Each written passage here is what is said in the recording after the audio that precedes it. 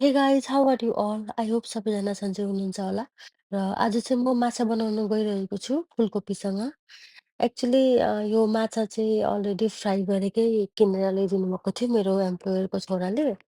अन्त काँचो माछा चाहिँ यहाँनिर जहाँ पाए त्यहीँ पाउँदैन। हामीले खाने अब हामी इन्डियनलाई त काँडावाला माछा मनपर्छ। अन्त त्यो चाहिँ जहाँ पाए त्यहीँ पाउँदैन। त्यही भएर अन्त त्यो मेरो एम्प्लोयरहरूले चाहिँ जहाँनिर कहिलेकाहीँ अब खानाहरू किन्ने गर्नुहुन्छ पकाएको खाना। अनि त्यहाँ चाहिँ यस्तो माछाहरू पनि पाउँदो रहेछ फ्राई गरेको।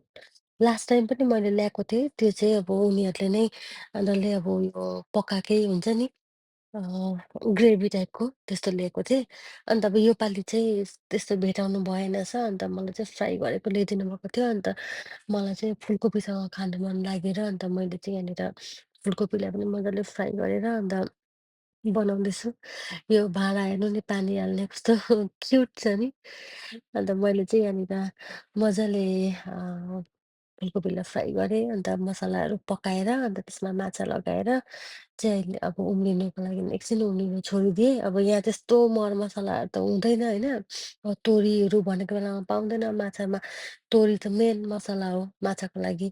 तर अब यहाँ जहाँ पाए त्यहीँ पाउँदैन। मैले इन्डियाबाट पनि लिएर आइनँ। त्यही भएर मैले यतिकै जस्तो छ त्यति नै अब बनाएँ जस्तो हुन्छ त्यस्तै। यो चाहिँ मैले मेथीको अचार बनाएको थिएँ। मेथीलाई स्प्राउट गरेर त्यसमा डल्ले खोर्सानी, अदुवा, लसुन अन्त अरू मसलाहरू लगाएर र अहिले चाहिँ म लन्च गर्नु गइरहेको छु। मेरो एम्प्लोयरहरूले चाहिँ खाइसक्नु भएको छ। उहाँहरूले चाहिँ यस्तो मसालेदार खानाहरू खानु हुँदैन। मसालेदार भन्दा पनि स्पेसल्ली पिरो खाना खानु हुँदैन। मेरो एम्प्लोयरको वाइफले त खानुहुन्छ अलिअलि पिरो, बट मेरो एम्प्लोयरले चाहिँ एकदमै पिरो खानु हुँदैन। सो उहाँको लागि चाहिँ म अलग्गै बनाइदिन्छु।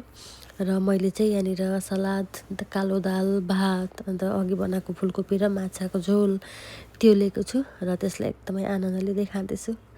Thank you so much guys for watching my video.